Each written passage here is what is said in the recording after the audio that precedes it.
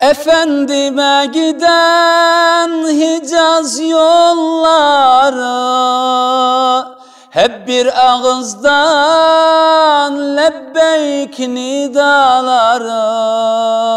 Sanki Bilal okur şu ezanlarım. Bir daha nasip et bize Allah'ım. Efendime giden Hicaz yolları hep bir ağızdan lebbeyk nidalarım. Sanki Bilal okur şu selalarım. Bir daha nasip et bize Allah'ım.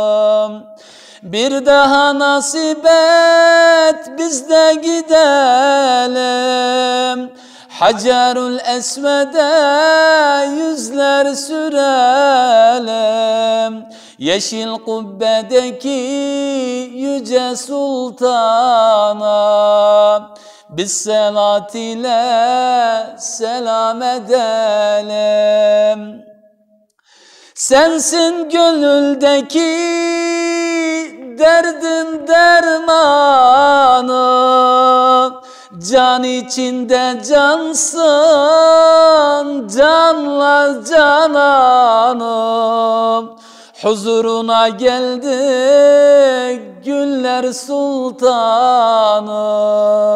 Bir daha nasip et bize Allah'ım. Bir daha nasip et biz de gidelim. Hacerül Esved'e yüzler sürelim. Yeşil kubbedeki yüce sultana bir selat ile selam edelim. Bir daha nasip et bize gidelim.